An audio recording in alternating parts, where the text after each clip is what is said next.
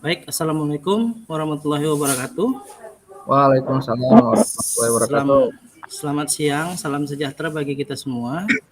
Ya, Bapak, ibu-ibu yang ada di grup yang saya hormati, hari ini hari pertama kami presentasi dari kelompok 4. Nah, ini mungkin tugasnya berada di saya yang pertama, Pak Mubarak membawakan tentang profil pelajar Pancasila. Saya mengambil tema ini karena saya anggap ini memang sangat penting dalam kehidupan sehari-hari ini. Sebelumnya Bapak Ibu, mari kita sebelum memulai ini ada baiknya kita mengucapkan Bismillahirrahmanirrahim supaya kegiatan belajar mengajar kita hari ini bisa lancar dan dimudahkan tanpa halangan apapun yang berarti.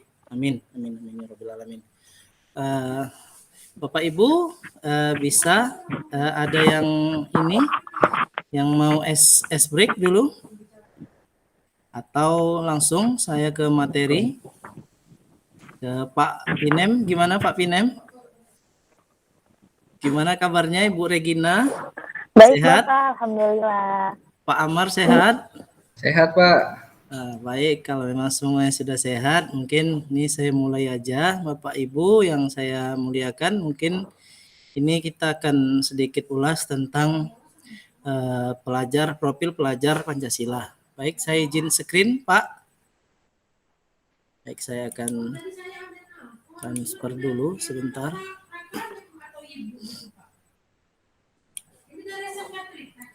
Sudah kelihatan, Bapak?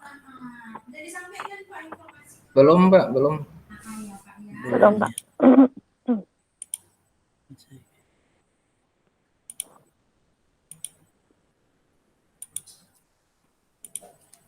Kalau ini Pak? Ayah, orangnya ada di depan. Oke, sudah Pak. Sudah bagus, Pak Amar, Pak Pinem, Bu Regina. Sudah Pak. Baik, Bapak. Baik, Bapak. Ini di sini saya mengambil tema profil pelajar Pancasila. Nah, di sini saya akan coba terangkan profil pelajar Pancasila itu. Nah, profil pelajar Pancasila itu adalah profil lulusan yang bertujuan mewujudkan karakter dan kompetensi yang diharapkan diraih dan menguatkan nilai-nilai luhur Pancasila peserta didik dan para pemangku kepentingan. Nah, di sini sudah disiapkan ada 6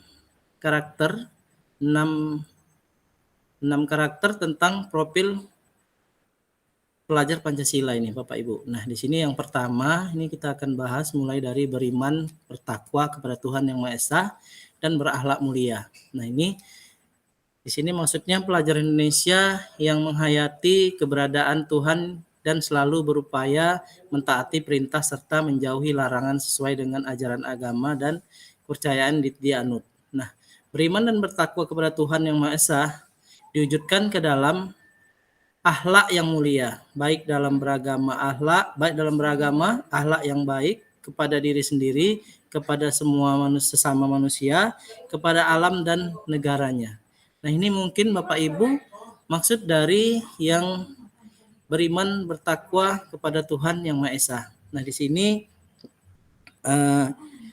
kita harus memahami ini, pelajar Indonesia harus memiliki jiwa yang seperti ini. Karena ketika pelajarnya sudah mengikuti atau memiliki jiwa yang seperti ini, kemungkinan mungkin pelajar-pelajar kita nantinya kelak akan menjadi lebih baik dari yang sudah ada. Mungkin itu Bapak Ibu. Nah, ini mungkin saya lanjut ke kedua. Yang kedua Bapak Ibu, saya akan perkenankan ini berkebinekaan global. Nah, yang dimaksud dengan berkebinekaan global ini menurut saya pelajar Indonesia yang berkebinekaan global ini memiliki identitas diri yang matang, mampu menunjukkan dirinya sebagai representasi budaya luhur bangsa sekaligus memiliki wawasan serta keterbukaan tentang eksistensi ragam budaya daerah, nasional dan global. Pelajar Indonesia memiliki sikap menghormati, beragam, dan toleransi terhadap perbedaan. Untuk mencapai bineka global, pelajar Indonesia harus mengenal dan hargai budaya, dapat berkoordinasi, berinteraksi antar budaya. Nah, ini yang saya maksudkan dengan berbineka global, Bapak Ibu. Nah, sampai sini kira-kira ada yang mau ditanyakan, Bapak Ibu? Boleh dari Pak Amar, Ibu Regina, atau Pak Pinem?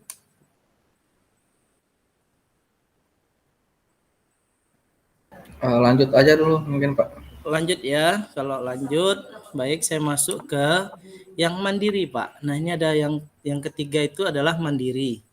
Nah pelajar Indonesia memiliki prakarsa atas pengembangan dirinya yang tercermin dalam kemampuan untuk bertanggung jawab, memiliki rencana strategis, melakukan tindakan dan merefleksikan proses dan hasil pengalamannya. Untuk itu pelajar Indonesia perlu memiliki kesadaran akan diri dan situasi yang dihadapi serta memiliki regulasi diri. Nah ini kalau yang mandiri Bapak Ibu. Nah ini yang keempat, ini kita harus memiliki jiwa yang bergotong royong. Nah ini maksudnya pelajar Indonesia memiliki kemampuan untuk melakukan kolaborasi dengan sukarela agar kegiatan yang dikerjakan dapat berjalan lancar dan mencapai tujuan yang kebaikan bersama, untuk kebaikan bersama. Nah, pelajar Indonesia selalu berusaha melihat kekuatan-kekuatan yang dimiliki setiap orang di sekitarnya yang dapat memberi manfaat bersama, mencegah terjadinya konflik dan tidak memaksakan kehendak pada orang lain. Hal-hal yang harus dilakukan pelajar Indonesia untuk mewujudkan gotong royong adalah kolaborasi, memiliki kepedulian yang tinggi dan berbagi dengan sesama.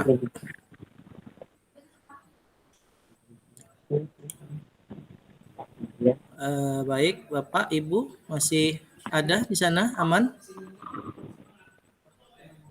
Masih Pak, masih. Masih ya, baik Bapak. Ini kita lanjutkan yang kelima, Pak. Yang kelima ini bernalar kritis.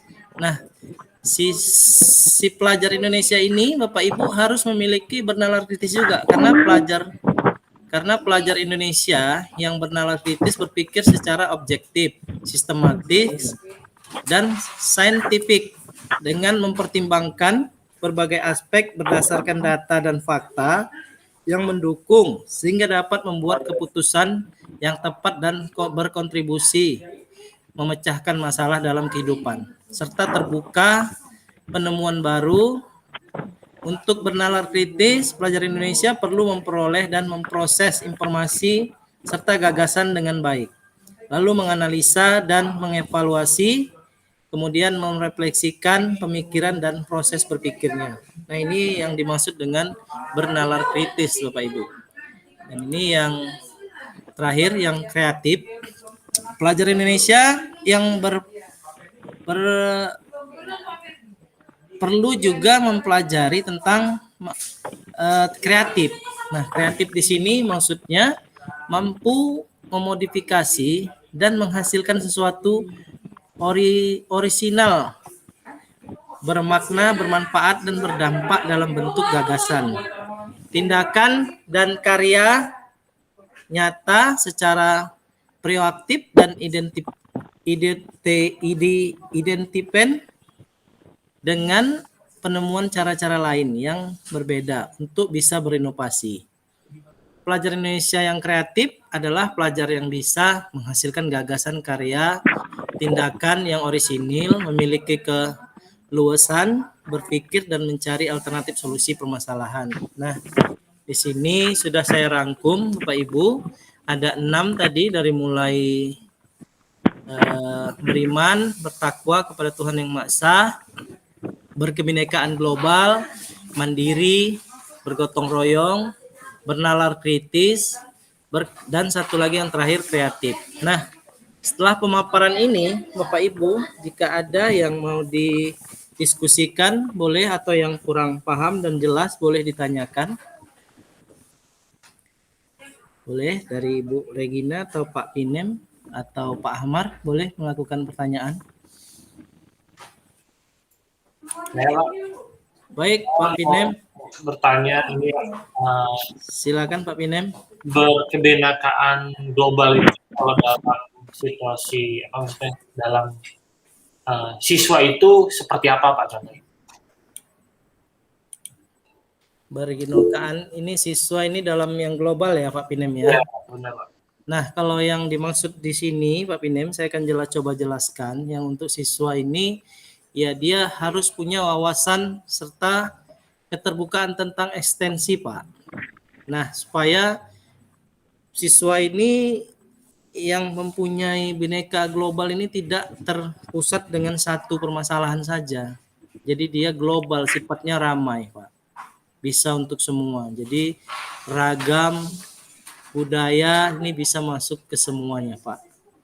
Jadi kalau Bhinneka menurut siswa ini ya kira-kira seperti itu Pak Binem. Oke, terima kasih Pak. Baik, kira-kira Bapak Ibu yang lain, Bu Regina atau Pak Ahmad bisa? Boleh Pak, saya Pak mau tanya Pak. Baik, Kalau tadi silakan. Bapak sudah menjelaskan implementasi tentang berbhinekaan global, nah kalau untuk yang bergotong royong gitu Pak, implementasinya seperti apa ya kalau di satuan pendidikan ya Pak ya? Baik, kalau yang bergotong royong itu dia masuk yang keempat ya Bu ya. Baik, kalau yang bergotong royong ini maksudnya Bu, dia bisa bekerja sama Bu dengan banyak untuk memecahkan masalah.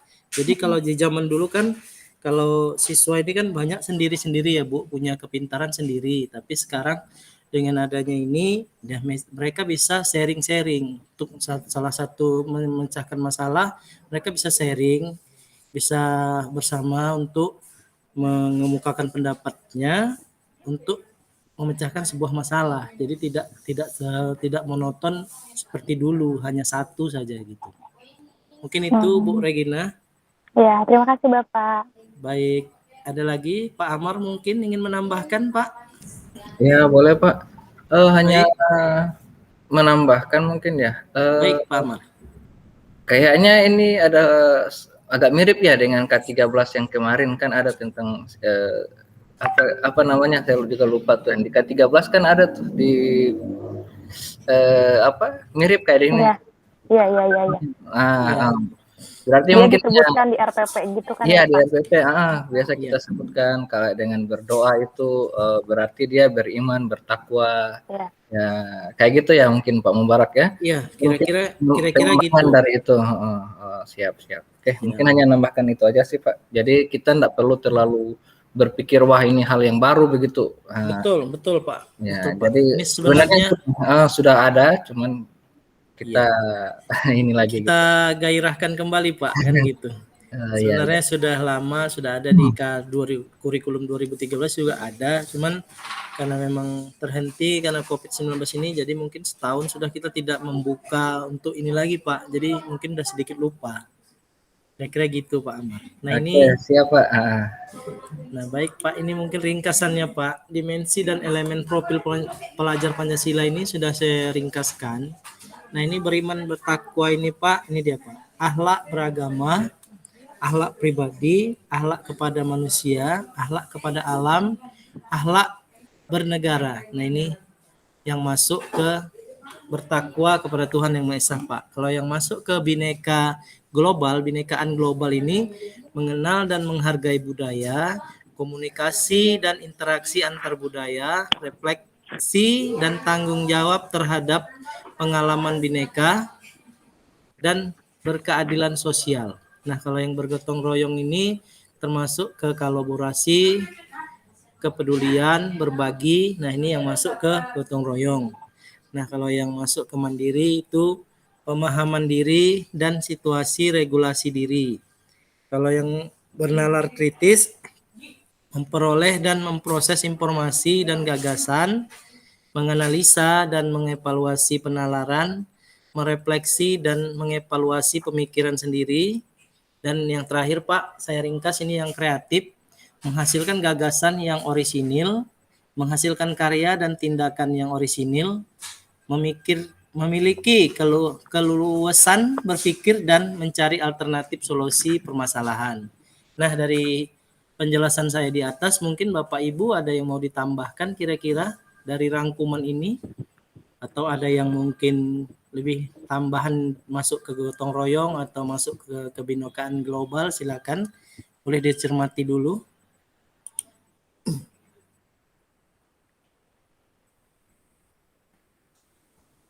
Ya Pak. Siap Pak Amar, silakan. Ya, kalau diskusi masuknya di mana ya Pak bagusnya Pak? Berdiskusi Diskusi misalnya. ya. Kalau diskusi ini bagusnya kita masuknya ke Gotong royong masuk nggak ya? gotong royong ya kayaknya Pak Amar ya. Boleh ya tambahin di sini gotong royong ya. Kan di situ ada kolaborasi, mungkin Kolaborasi. boleh tambah. Kolaborasi ini kan udah termasuk gotong royong ini kayaknya Pak Amar. Sudah termasuk diskusi lah di sini kayaknya. Oh Iya. iya.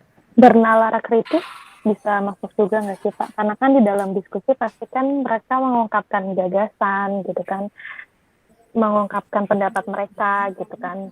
Bisa juga nggak sih Pak termasuk dalam berpikir bernalar kritis? Kritis ya Bu ya.